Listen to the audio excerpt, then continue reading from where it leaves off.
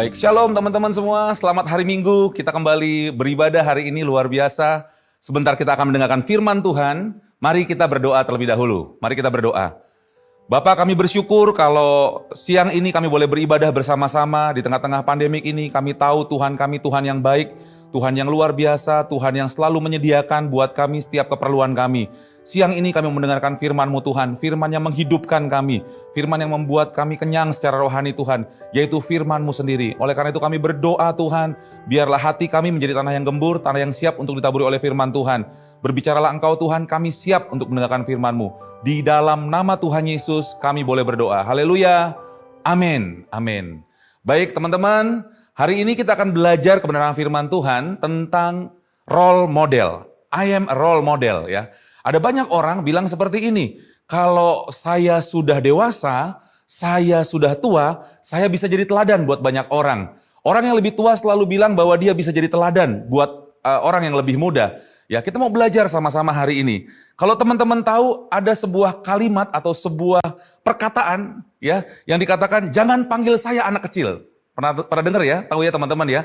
Jangan panggil saya anak kecil. Itu perkataan Siva di film kartun ya. Film kartun yang dari India judulnya Siva ya. Siva. Jangan panggil saya anak kecil. Kenapa dia bilang seperti itu? Karena waktu dia dibilang anak kecil, dia sedang secara kedewasaannya secara tanda petik sedang direndahkan.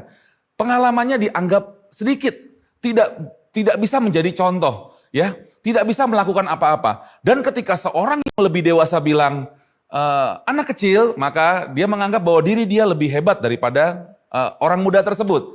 Nah, hari ini kita mau belajar kebenaran firman Tuhan. Ternyata firman Tuhan mengatakan hal yang berbeda. Tuhan mengurapi anak-anak muda. Tuhan mengurapi bukan hanya orang-orang yang sudah tua, tapi Tuhan juga mengurapi orang-orang muda, teman-teman. Ya, di Alkitab jelas sekali ada yang namanya Yusuf, mendapat mimpi di umur 13 tahun. Dan pada umur 30 tahun sudah menjadi Perdana Menteri. Orang yang paling dipercaya di negaranya, orang nomor 2 di negaranya. Yang kedua, Raja Israel yang pertama namanya Raja Saul. Dia ditahbiskan menjadi raja di umur 20 tahun. Mungkin ada di antara teman-teman yang umur 20 tahun di tempat ini, yang sedang menyaksikan ini. Ya, umur 20 tahun itu seperti apa sih? Lulus SMA, mungkin sekitar 17-18 tahun. Kalau ditambah kuliah, lulus kuliah 4-5 tahun bisa 23 tahun. Nah, Saul menjadi raja ketika umur 20 tahun, teman-teman. Bisa bayangkan. Yang ketiga, Daud diurapi menjadi raja ketika umurnya 20 tahunan. Dan dia menjadi raja kedua Israel, raja yang terbesar bahkan dikatakan di umur 30 tahunan. Luar biasa. Ada lagi yang keempat namanya Yerobeam, raja pertama orang Israel yang ditahbiskan Raja pertama Israel Utara yang ditahbiskan umur 20 tahun. Kemudian ada yang namanya Daniel, di umur 20 tahunan dipercayakan untuk memimpin. Ya, ini luar biasa. Ada namanya Yehezkiel, Nabi Tuhan yang mulai memimpin di umur ke-30. Esther sebagai ratu di negeri Persia pada umur 20 tahun. Dan yang paling terakhir di perjanjian baru ada namanya Timotius. Dia sebagai gembala gereja Efesus di saat usianya masih sangat muda. Teman-teman dengar baik, bahwa Tuhan sangat menghargai kemudaan. Tuhan sangat menghargai orang-orang muda. Bahkan dia mengurapi orang-orang muda, teman-teman. Nah, ini yang kita mesti mengerti sama-sama, teman-teman. Bahwa ketika engkau muda hari ini, engkau bukan berarti tidak bisa melakukan apa-apa. Engkau bukan berarti hanya bisa main game, hanya bisa bermain-main, hanya bisa sekolah saja. Tidak, teman-teman. Tuhan bisa bicara kepada engkau waktu engkau masih muda. Tuhan bisa bicara kepada masa mudamu. Bahkan masa mudamu punya power yang luar biasa. Punya kekuatan yang dahsyat. Ketika engkau mengenal siapa Tuhanmu dan engkau mengenal siapa dirimu. Ya, ada satu kebenaran firman Tuhan yang luar biasa. Di dalam 1 Timotius 4 ayat 12. Di dalam 1 Timotius 4 ayat 12. Kita boleh baca sama-sama, kita boleh buka sama-sama firman Tuhan. Boleh buka di gadget teman-teman. Ya, 1 Timotius 4 ayat 12. Saya akan bacakan buat teman-teman. Jangan seorang pun menganggap engkau rendah karena engkau muda. Jadilah teladan bagi orang-orang percaya. Dalam perkataanmu, dalam tingkah lakumu, dalam kasihmu, dalam kesetiaanmu, dan dalam kesucian hidupmu. Saya ulangi sekali lagi. Jangan seorang pun menganggap engkau rendah karena engkau muda. Jadilah teladan bagi orang-orang percaya. Dalam perkataanmu, dalam tingkah lakumu, dalam kasihmu, dalam kesetiaanmu, dan dalam kesucianmu. Ini firman yang luar biasa. Firman yang dinyatakan ya kepada Timotius. Pada saat kondisi saat itu, di mana jemaat Tuhan banyak dalam tanda petik, banyak disesatkan oleh ajaran-ajaran yang salah, oleh filsafat-filsafat kosong, perkara makanan, perkara minuman, perkara kehidupan. Dan pada saat itu firman Tuhan berkata kepada Timotius dikatakan, jangan seorang pun menganggap engkau rendah karena engkau muda. Ada banyak orang dipandang rendah karena dia muda. Saudara, saya mau katakan ini hal yang sangat salah. Alkitab tidak mengatakan demikian. Alkitab tidak mengatakan demikian. Mungkin dunia mengatakan demikian karena kau masih muda, nggak punya pengalaman, junior, amatir, dan lain sebagainya. Tapi hari ini saya mau bilang kepada teman-teman, Alkitab berkata berbeda. Jangan seorang pun menganggap engkau rendah karena engkau muda. Dipandang rendah karena berumur muda. Dikatakan, sebenarnya kata dianggap rendah itu kata-kata dalam tanda petik penghinaan, teman-teman. Merendahkan diri, ya. Kata porneo dikatakan bahasa aslinya, ya, memandang rendah, memandang tidak berkualitas, memandang amatir, memandang tidak punya kualitas. Nah, tapi Tuhan bilang apa? Ketika engkau muda, jangan seorang pun menganggap engkau rendah. Tapi apa yang Tuhan mau? Ternyata yang Tuhan mau, yang pertama, jadilah teladan. You are becoming a role model dikatakan. Kau harus menjadi teladan, role model. Kalau hari ini kita melihat role model tokoh negara, atlet, artis, jadi teladan, jadi contoh, ya, idol kita, wah luar biasa begitu ya. Tapi Tuhan hari ini mengajarkan kita, saudara dan saya, untuk jadi teladan, jadi role model. Ini yang Tuhan mau, teman-teman. Jadilah teladan. Dalam hal apa? Yang pertama, bagi orang-orang percaya. Ini bicara tentang standar, teman-teman. Tuhan mau kita jadi teladan bukan buat orang berdosa. Bukan buat orang yang hidupnya masih hancur-hancuran, teman-teman. Tapi Tuhan mau saudara dan saya, kita jadi teladan punya standar yang tinggi. Apa itu standarnya? Kita jadi teladan bagi orang percaya. For a believers dikatakan. Untuk orang percaya. Artinya apa? Orang yang sudah mengenal Tuhan. Orang yang hidupnya berusaha untuk baik di hadapan Tuhan. Tuhan mau saudara dan saya, anak-anak muda, engkau menjadi teladan buat orang-orang percaya. Amin. Ini standar yang tidak main-main. Ini standar yang tidak biasa. Tapi percayalah kita sanggup melakukannya. Karena Tuhan bersama-sama dengan kita. Amin. Ini yang Tuhan mau, teman-teman. Nah, lalu jadi teladan seperti apa, Kak?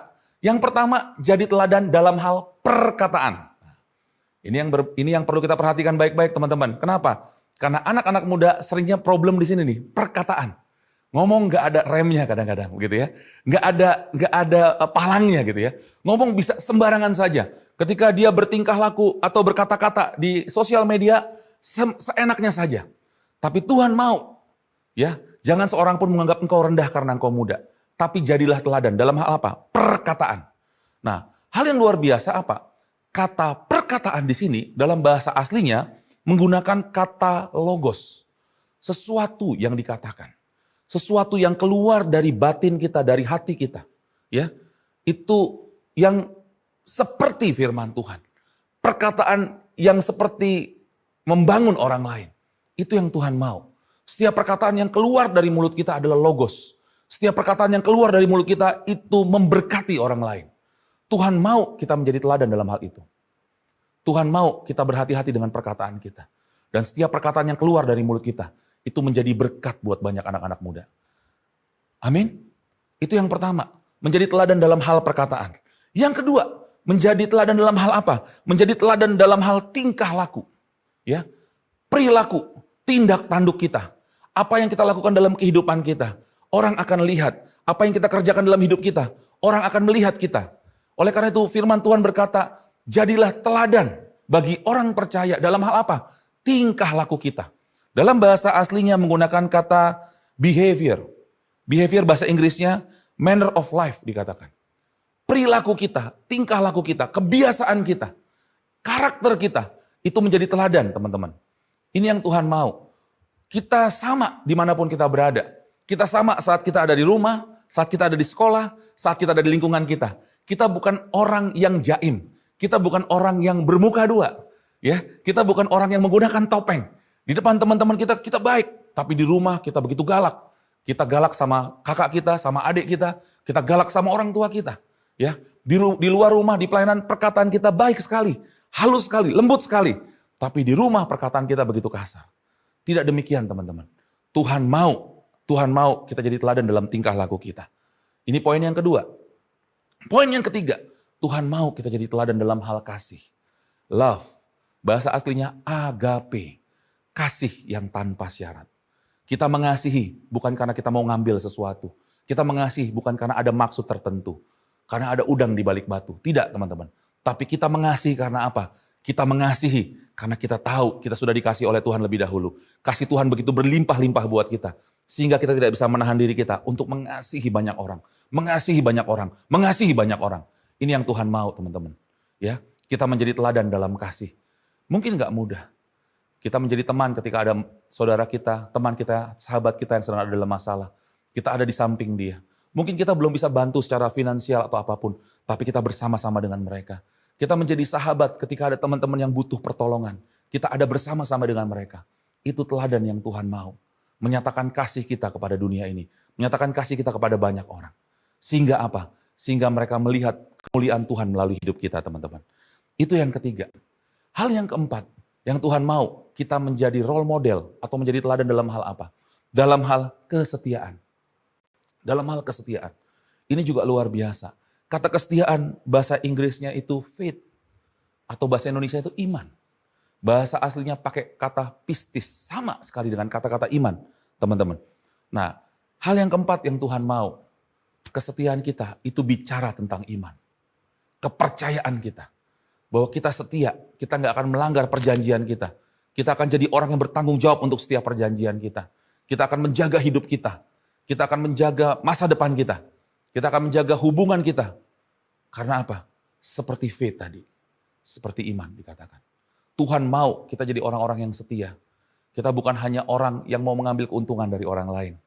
Kita tidak pernah makan tulang kawan. Karena kita tahu arti kata kesetiaan. Tuhan sudah mengajarkan kepada kita teman-teman. Ini yang Tuhan mau. Ketika engkau bergaul dimanapun kau jadi orang yang setia.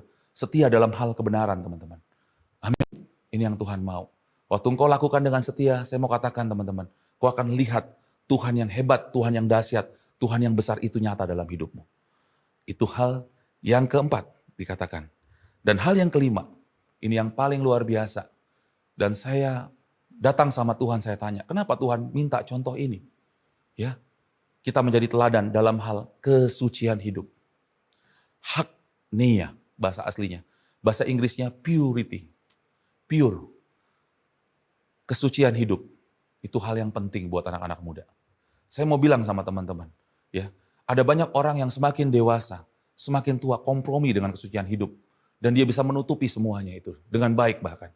Tapi hari ini, saya mau bilang sama setiap teman-teman yang ada di channel ini, yang menyaksikan ibadah ini, yang bersama-sama beribadah hari ini, Tuhan mau saudara dan saya menjadi teladan dalam hal kesucian hidup.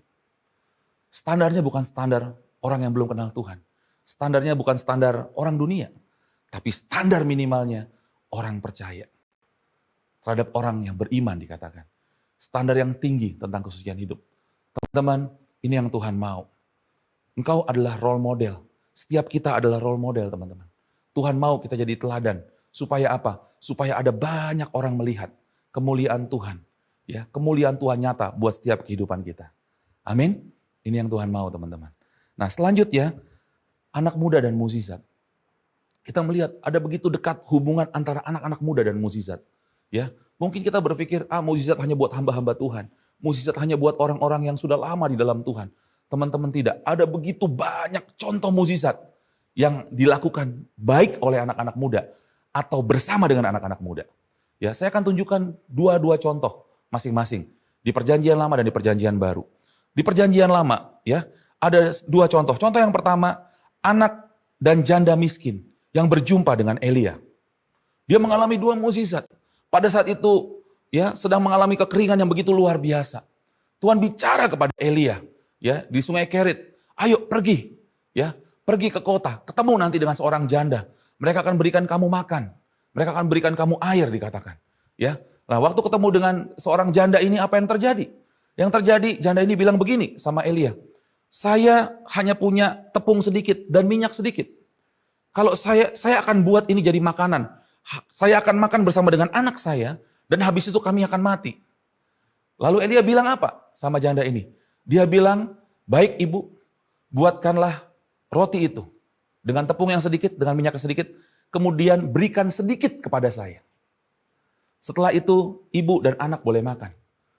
Dan ibu tidak akan pernah kekurangan apapun. Itu terjadi. Saya percaya anak muda ini melihat ibunya, melihat mamanya, taat kepada perintah Tuhan melalui nabinya. Dia melihat satu perkara namanya mukjizat. Dan mukjizat itu dialami oleh dia. Itu pasti suatu hal yang luar biasa. Tidak kebetulan kalau engkau hari ini melihat mukjizat di tengah-tengah keluargamu. Tidak kebetulan kalau hari ini kau lihat kesembuhan terjadi di tengah-tengah keluargamu. Tidak kebetulan kalau hari ini kau melihat pertolongan Tuhan buat ekonomi keluargamu. Saya mau bilang sama teman-teman hari ini, Tuhan mengasihi keluargamu. Tuhan sedang menunjukkan kepada dirimu bahwa dia Tuhan yang hebat, Tuhan yang besar. Dia sedang menunjukkan kepada dirimu bahwa engkau tidak akan pernah mengalami kekurangan ketika bersama-sama dengan Tuhan. Ini yang Tuhan mau, teman-teman. Lalu apa yang terjadi? Setelah semuanya cukup, makan, tidak pernah habis makanan, bahkan firman Tuhan katakan, tidak lama kemudian tiba-tiba anak ini sakit. Dan anak ini mati. Waktu anak ini mati, ibu ini datang kepada nabi ini. Dia bilang, untuk apa kamu datang pada saya? Untuk apa kamu lakukan mukjizat di keluarga saya, di hidup anak saya? Tapi akhirnya anak saya mati. Lalu nabi itu bilang, tunggu sebentar, tunggu sebentar. Lalu nabi itu minta waktu. Dia naik ke kamar anak itu, dan dia berdoa, dan anak itu bangkit. Saudara, waktu poin ini saya baca, saya renungkan. Seringkali mukjizat itu bukan hanya bicara tentang tidak ada makanan, jadi ada makanan. Mukjizat itu bukan hanya bicara tentang sakit, jadi sembuh. Tidak. Mukjizat itu bicara tentang bagaimana kita percaya bahwa ada pekerjaan Tuhan yang terus bekerja dalam hidup kita. Bahwa ada pekerjaan Tuhan yang terus bekerja dalam hidup kita. Mungkin kita sama seperti janda ini yang punya anak tadi. Kita sering berpikir, buat apa Tuhan buat saya bertobat, tapi habis ini hidup saya susah. Buat apa Tuhan berikan kami pertobatan, tapi hari ini kami punya masalah besar dengan keluarga besar kami. Saudara dengar baik, saya mau katakan, tidak hanya sampai di situ. Kebangkitan anak muda ini, itu perkara yang besar di tengah-tengah keluarga ini. Saya percaya ceritanya akan panjang setelah ini. Saya percaya anak ini akan jadi anak yang luar biasa. Anak muda yang luar biasa di dalam Tuhan. Anak muda yang dahsyat di dalam Tuhan. Anak muda yang mungkin melayani Tuhannya. Mengerjakan banyak perkara. Oleh karena itu, kenalilah Tuhanmu. Kenalilah dirimu. Kau akan melihat pekerjaan Tuhan yang besar. Tuhan mau kau jadi role model. Jadi contoh buat banyak orang. Ini contoh yang pertama di perjanjian lama. Ada contoh yang kedua. Ada seorang Naaman namanya. Ya, seorang panglima. Seorang pemimpin tentara. Tapi dia kena sakit kusta. Waktu dia kena sakit kusta, dia mengalami kesulitan yang luar biasa.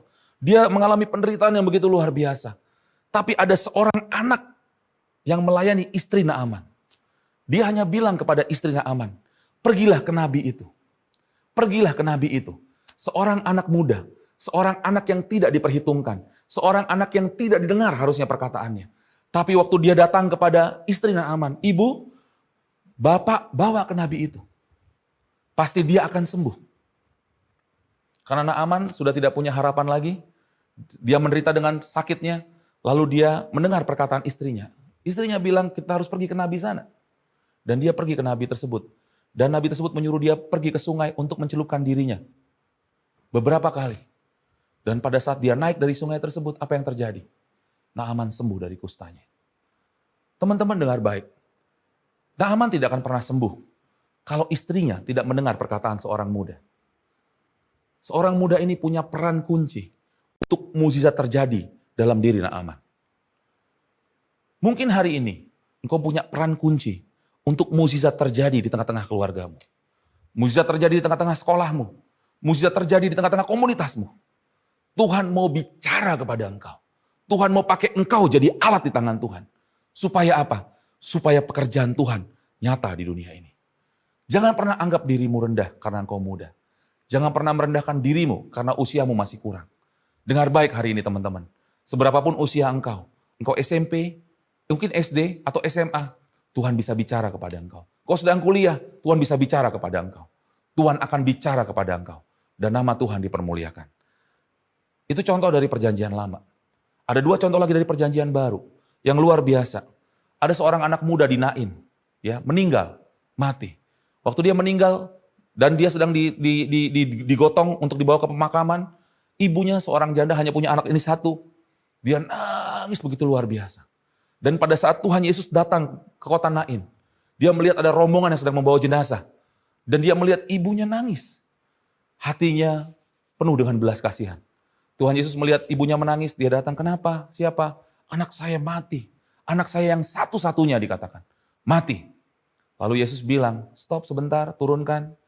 Dia tidak mati, dia hidup, dia bangkit. Kenapa Tuhan begitu peduli dengan anak muda di Nain ini? Kenapa Tuhan begitu peduli? Pada hari itu mungkin ada banyak kematian terjadi di Nain. Tapi kenapa Tuhan begitu peduli terhadap anak muda ini? Saya mau bilang, karena Tuhan mau menyatakan kuasanya melalui anak-anak muda. Tuhan mau menyatakan kuasanya. Memang setelah ini tidak diceritakan lagi bagaimana kehidupan anak muda ini. Tapi saya percaya, seorang yang mati dan bangkit. Karena Yesus, hidupnya pasti luar biasa. Hidupnya pasti menjadi kesaksian yang besar. Kecintaannya kepada Tuhan pasti akan luar biasa. Ini yang Tuhan mau sampaikan kepada kita teman-teman. Tuhan senang dengan orang-orang muda. Tuhan tahu ada power yang luar biasa buat anak-anak muda. Tuhan percaya bahwa ada kedahsyatan di balik kemudaan anak-anak muda ini. Oleh karena itu dia berperkara dengan anak-anak muda teman-teman. Dan yang terakhir contoh di perjanjian baru. Kalau teman-teman sering dengar kisah memberi makan 5.000 orang laki-laki. Teman-teman pernah tahu siapa yang punya 5 roti dan 2 ikan? Siapa yang punya 5 roti dan 2 ikan? Itu ada di dalam Yohanes 6 ayat 9. Ya. Waktu murid-murid dipanggil oleh Tuhan Yesus. Ini udah sore, mereka harus makan. Murid-murid bilang, kita mau suruh mereka pulang semua atau mereka cari warung untuk beli makanan. Supaya mereka makan. Tuhan bilang tidak bisa. Kamu harus kasih makan. Lalu murid-murid bilang, bagaimana mungkin? Kita kasih makan sebegini banyak orang. Ya, upah 300 dinar, gaji orang setahun pun gak cukup kasih makan orang sebanyak ini. Dibilang seperti itu. Lalu Tuhan tanya, apa yang ada padamu? Muncullah seorang anak. Dia bilang, saya punya 5 roti dan 2 ikan. Seorang anak yang punya bekal. Seorang anak yang mungkin dibekali oleh orang tuanya untuk dia pergi kemana ada makanan di kantongnya.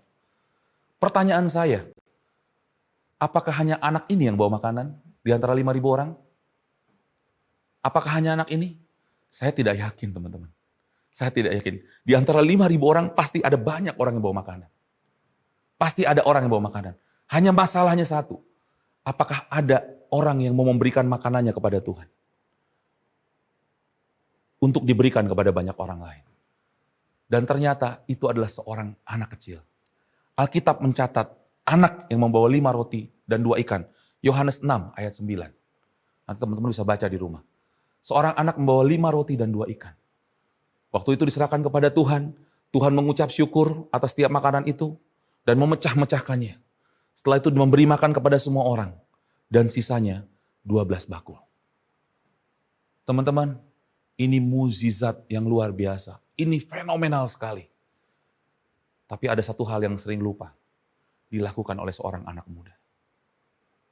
Teman-teman, kita sedang membangun GKKD Center. Jangan pernah bilang anak muda bisa berkontribusi apa. Pelajar bisa berkontribusi apa. Kami hanya terima uang jajan dari orang tua kami. Kami hanya terima bisnis kecil-kecil, jual-jualan online kami. Kami mungkin hanya main game yang dapat poin, yang bisa dapat uang juga dari poin tersebut. Kecil sekali. Kami bisa berikan apa buat GKKD Center yang puluhan miliar. Dengar baik hari ini. Saya hanya mau bilang, Tuhan mau berperkara juga buat anak-anak muda. Tuhan mau berperkara buat saudara dan saya. Minggu depan, hari Selasa, akan ada pertemuan khusus buat P400. Saya challenge teman-teman anak-anak muda, bahwa engkau juga bisa join di P400. Bagaimana caranya Kak? Bagaimana caranya Bang? Apa yang saya lakukan? Saya hanya bilang, datang pada Tuhan berdoa. Sederhana, apa yang bisa kau kerjakan? Mungkin kau seorang desainer Canva, yang dibayar oleh orang untuk membuat desain produk. Mungkin kau hanya seorang penjual online, seorang reseller, menjual makanan punya temanmu, menjual barang-barang punya temanmu. Mungkin kau menjual barang-barang estetik yang kau buat sendiri. Kau jual. Tapi ketika engkau dilawat oleh Tuhan, ketika engkau mengalami Tuhan yang besar, dan kau mulai bilang begini, Pak, Bang, saya hanya jualan barang-barang lukisan estetik. Setiap minggu saya hanya jual 2 atau 3. Tapi saya berjanji di hadapan Tuhan, kalau ada satu saja laku, saya akan berikan buat GKKD Center. Dari semua penjualan saya setiap minggu, satu saja laku, saya akan berikan buat GKKD Center. Dan kau mulai ikut di P400, kau akan lihat satu yang kau persembahkan itu akan jadi mukjizat yang berkelimpahan. Berkelimpahan. Mungkin kau bilang, saya jual pakaian, saya jual celana jeans, saya jual makanan, saya bikin kue kak, saya bikin snack-snack kecil kak, silakan. Gak perlu semuanya kau berikan. Tapi kau berjanji di hadapan Tuhan, kau datang pada Tuhan, kau taruh hatimu. Mungkin hanya satu order saja setiap minggu. Bahkan kalau boleh, dari 1 minggu, Senin sampai Sabtu, orderan mana yang paling ramai dari 7 hari tersebut? Dari 6 hari tersebut. Senin paling sepi kak. Kau boleh bilang sama Tuhan, setiap ada orderan hari Senin, ini buat GKKD Center. Kau bawa di P400, kau tuliskan di P400, kau akan lihat mukjizat Tuhan bisa terjadi. Ini yang terjadi teman-teman. Seorang anak, 5 roti dan 2 ikan. Ini menjadi teladan yang luar biasa. Sampai hari ini menjadi histori, menjadi sejarah yang luar biasa. Kalau kita ngomong 5.000 orang diberi makan, kita kagum, kita dahsyat dengan Tuhan kita, yes. Tapi kita lupa, ada seorang anak yang memberikan bekalnya. Dan itu saudara dan saya. Kita bisa melakukan mukjizat yang besar bersama-sama dengan Tuhan. Apa yang ada padamu, kata firman Tuhan. Apa yang ada padamu, itu yang Tuhan mau teman-teman. Amin. Itu yang Tuhan mau. Ayo, ya. Selasa besok ada pertemuan P400, teman-teman bisa tanya sama kakak-kakak PA-nya, saya mau join di P400. Saya mau dengar, saya mau lihat mukjizat Tuhan. Saya mau lihat kemuliaan Tuhan. Mungkin saya masih terima uang jajan dari orang tua saya. Mungkin saya masih punya bisnis-bisnis kecil. Silakan. Silakan teman-teman. Kau bisa lakukan apapun. Tapi saya hanya mau bilang, datang pada Tuhan. Tanya sama Tuhan. Saya percaya Tuhan akan bicara kepada engkau. Kenapa? Karena Dia mau engkau jadi role model. Engkau jadi teladan buat generasimu. Kau jadi contoh buat generasimu. Percayalah, ketika kau memberi, kau akan lihat masa depanmu luar biasa. Kau akan lihat Tuhan akan bawa engkau naik. Saya bukan sedang memberikan harapan-harapan kepada saudara, tidak. Tapi firman Tuhan yang mengatakan demikian teman-teman. Firman Tuhan hidup, firman Tuhan begitu nyata teman-teman. Ini yang Tuhan mau. Amin. Ini yang Tuhan mau. I am a role model. Saya adalah role model. Saya adalah teladan. Kalau hari-hari ini anak-anak muda begitu fanatik dengan idolanya. Seolah-olah mengenal begitu dalam kehidupan idolanya. Pertemanannya dan hal-hal detail lainnya. Seperti contoh bentuk rambutnya, bajunya, gayanya, kehidupan hari-harinya. Bahkan kau ikuti di Instagram, kau ikuti di sosial media dengan idolamu. Siapakah idolamu? Mungkin K-pop, mungkin apa lagi? Mungkin pemain basket, pemain sepak bola. Kau seakan-akan begitu kenal dengan dia. Kau seakan-akan begitu tahu tentang kehidupannya. Padahal kau tidak pernah berkomunikasi dengan dia. Kau tidak pernah berjumpa secara langsung dengan dia. Tapi kau merasa kau begitu kenal. Bahkan ketika para idolamu mengalami kesedihan, para idolamu mengalami masalah, kau pun ikut jadi sedih. Kau ikut jadi galau. Teman-teman, saya mau katakan, hari ini firman Tuhan mengajarkan kita, Tuhan mau setiap kita jadi role model, jadi teladan, bahkan jadi idola buat banyak orang. Tuhan mau kita menjadi teladan. Ya, bagaimana caranya? Ya, tetapi ketika seorang anak mengenal Tuhannya dan mengenal dirinya dengan benar, maka ia bisa menjadi teladan bagi orang lain dalam perkataan, perbuatan, kasih, kesetiaan dan kesucian hidup. Ini yang dikatakan firman Tuhan. Jadi nggak usah repot lagi cari role model yang lain. Tuhan mau saudara jadi role model. Tuhan mau kita jadi teladan. Firman Tuhan katakan, jadilah teladan bagi orang-orang percaya. Jangan seorang pun menganggap engkau rendah karena engkau muda. Karena Tuhan mau kita jadi teladan. Amin. Ini yang Tuhan mau teman-teman. Ayo, kita jadi teladan yang luar biasa buat banyak orang. Kita jadi berkat buat banyak orang. Kita jadi teladan dalam hal apa? Dalam hal perkataan kita, logos. Dalam hal tingkah laku kita, perbuatan kita, behavior kita, perilaku kita. Jadi teladan dalam hal apa? Dalam hal kesetiaan kita. Ya, iman kita. Jadi teladan dalam hal apa? Dalam hal kasih, agape kita. Dan jadi teladan dalam hal apa? Jadi teladan dalam hal kesucian hidup. Ini yang Tuhan mau, purity. Tuhan mau kita jadi berkat buat banyak orang. Percayalah bahwa apa yang kita lakukan hari ini, kita jadi teladan. Kak, tapi hari ini hidup saya terlalu berat. Saya punya problem dengan orang tua saya. Saya punya problem dengan teman-teman sekolah saya. Saya punya masalah dengan teman-teman komunitas saya. Hati saya hancur, saya ditolak, saya dikecewakan, saya pahit. Teman-teman dengar baik. Engkau menjadi teladan, bukan karena kekuatanmu, kehebatanmu. Engkau menjadi teladan, bukan karena kau orang benar, kau orang suci. No. Tapi engkau jadi teladan karena apa? Karena Tuhan menganugerahkan itu buat hidupmu, buat hidup saya. Bagaimana caranya? Kenalilah Tuhanmu. Waktu engkau mengenal Dia, engkau menjadi pribadi yang kuat. Dan engkau menjadi pribadi yang bertumbuh, dewasa dan bertindak. Kenalilah dirimu. Waktu engkau mengenal dirimu, kau mengucap syukur untuk semua kebaikan Tuhan. Dan kau tahu bahwa Tuhan sangat mengasihimu. Tidak ada lagi baper, tidak ada lagi kepahitan, tidak ada lagi gambar diri yang rusak. Tidak ada teman-teman.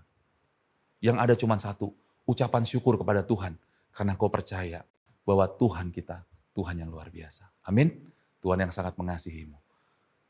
Puji Tuhan, ini firman Tuhan yang mau disampaikan hari Minggu ini. Saya percaya Roh Tuhan bekerja di tengah-tengah kita. Saya percaya engkau akan menjadi history maker di dalam hidup engkau. Engkau akan menjadi pembuat sejarah di dalam kehidupan engkau. Engkau akan menjadi teladan. Mungkin kau bilang teladan buat siapa ya kak? Teladan buat siapa ya bang? Minimal teladan di tengah-tengah keluargamu yang belum mengenal Tuhan. Teladan di tengah-tengah sekolahmu, orang-orang yang belum mengenal Tuhan. Teladan di tengah-tengah komunitasmu, teman-teman gamemu, teman-teman sepedaanmu, teman-teman kumpulmu. Mereka akan melihat kehidupan kau, kehidupan yang luar biasa. Ini yang Tuhan mau. Sehingga mereka akan mencari Tuhan. Amin. Mereka akan mengenal Tuhan karena hidupmu. Puji Tuhan. Selamat menjadi role model. Percayalah, engkaulah teladan yang Tuhan siapkan buat bangsa ini, buat kota ini, buat banyak orang. Berperkara dalam Tuhan. Amin. Puji Tuhan. Mari kita berdoa teman-teman. Yuk mari kita berdoa. Bapak kami bersyukur kalau siang hari ini kami boleh mendengarkan firman-Mu. Kami tahu Roh-Mu sedang bekerja di tengah-tengah kami. Roh-Mu sedang melanda hati setiap kami Tuhan. Oleh karena itu kami berdoa siang hari ini. Kami mau mengambil firman Tuhan. Kami mau mengiyakan dan mengamininya Tuhan. Ajari kami terus dengan lembut Tuhan. Bahwa kami semakin mengenal siapa Tuhan kami. Kami semakin mengenal siapa diri kami. Bahkan kami gak mau dianggap rendah karena usia kami masih muda Tuhan. Kami mau katakan kepada banyak orang bahwa mereka tidak boleh memandang kami rendah karena usia kami muda. Tapi kami boleh menjadi teladan Tuhan. Bahkan bagi orang-orang percaya, standar yang tinggi Tuhan. Kami jadi teladan dalam perkataan kami, dalam tingkah laku kami, dalam kasih kami, dalam kesetiaan kami, bahkan dalam kesucian hidup kami Tuhan. Kami berdoa di dalam nama Tuhan Yesus, Tuhan yang menolong setiap kami, Tuhan yang membawa setiap kami untuk mengalami hal tersebut. Berkati teman-temanku yang mendengarkan khotbah pada siang hari ini Tuhan, dimanapun mereka berada, buat mereka menangkap firman ini Tuhan, buat mereka boleh menjadi rema dalam hati mereka, bahkan membakar hati mereka Tuhan, untuk boleh hidup berkenan di hadapan Tuhan, untuk boleh hidup benar, untuk boleh menjadi teladan buat banyak orang. Kami berdoa di dalam nama Tuhan Yesus, Tuhan yang mengurapi setiap mereka. Terima kasih Bapak, terima kasih Tuhan. Kami mau berdoa juga Tuhan, kalau ada di antara teman-teman hari ini, yang mungkin kau sedang mengalami masalah, kau sedang mengalami kehidupan yang sulit hari-hari ini, kau sedang mengalami ketakutan yang begitu luar biasa, sepertinya kau gak bisa lagi berdoa, kau gak bisa lagi memuji Tuhan, kau gak bisa lagi mengucap syukur dalam hidup engkau, kau mengalami hal yang berat, tekanan yang berat dalam hidupmu, dan hari ini kau butuh didukung dalam doa. Kalau ada saja teman-teman, kau boleh letakkan tanganmu di dada, kami akan berdoa buat teman-teman. Kalau ada saja, silakan kau letakkan tanganmu di dada. Dan kau yang meletakkan tangan di dada, kau terima dengan iman. Saat ini Roh Kudus sedang menghampiri engkau. Roh Kudus sedang menjamah engkau. Roh Kudus sedang memeluk engkau. Saat ini Dia sedang berkata-kata, berbicara kepada engkau, menghibur batinmu. Saat ini kami berdoa di dalam nama Tuhan Yesus. Setiap tangan-tangannya letakkan di dada pada siang hari ini, di dalam nama Tuhan Yesus. Apapun yang menjadi masalah mereka, kami berdoa Tuhan. Kami mengangkat setiap beban mereka di dalam nama Tuhan Yesus. Kami katakan terlepas setiap beban itu Tuhan. Kami katakan setiap kuk itu dipatahkan, dihancurkan. Setiap yang menekan itu dipatahkan di dalam nama Tuhan Yesus. Dan kami berdoa sungguh kuasa Tuhan bekerja. Roh Kudus melawat mereka. Damai sejahtera Tuhan berlimpah-limpah pada hari ini, pada saat ini. Menjamah hati mereka. Memberikan kelepasan, memberikan kelegaan buat mereka. Di dalam nama Tuhan Yesus. Kalau iman mereka goyah, Tuhan teguhkan. Kalau kepercayaan mereka mulai berkurang, Tuhan angkat tinggi-tinggi. Kalau mereka mulai takut, kami hardik setiap ketakutan di dalam nama Tuhan Yesus. Pergi dan tinggalkan mereka di dalam nama Tuhan Yesus.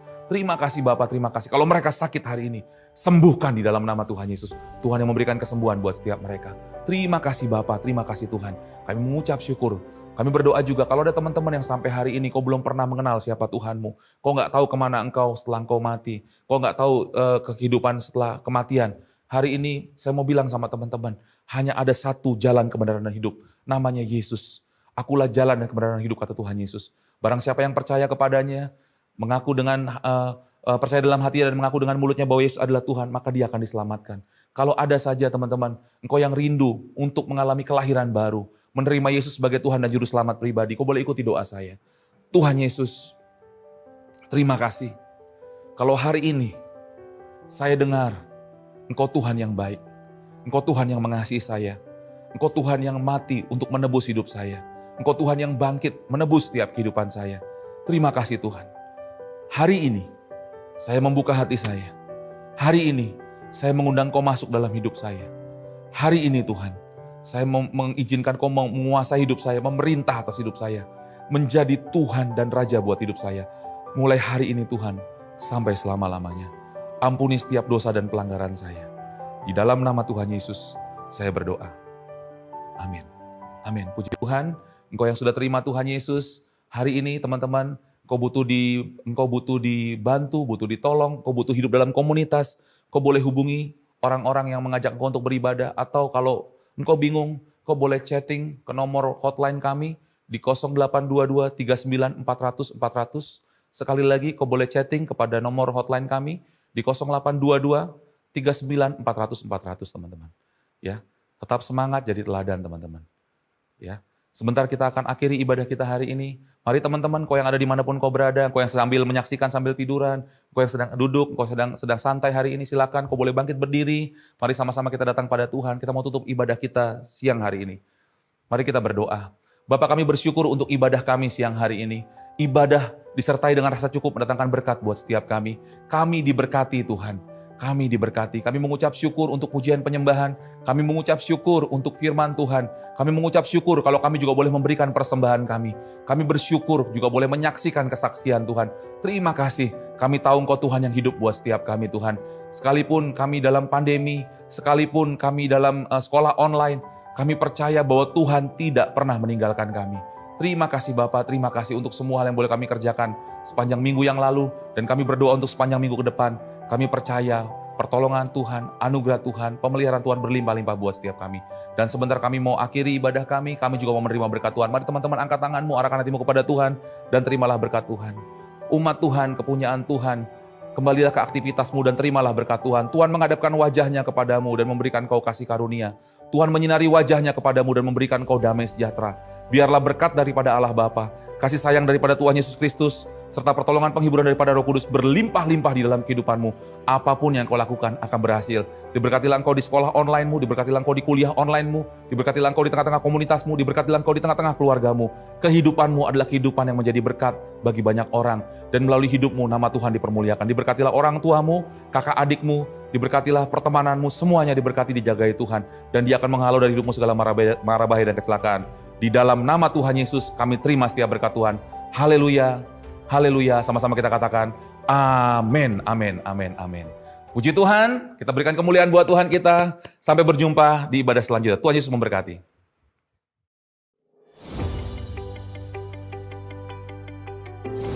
Kita punya otoritas. Kita gereja Tuhan memerintah.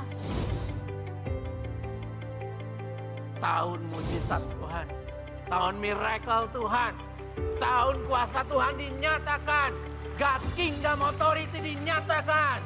Saya ingin ajak kita semua, saudaraku, jangan terintimidasi dengan situasi, tapi kita bangkit, saudaraku.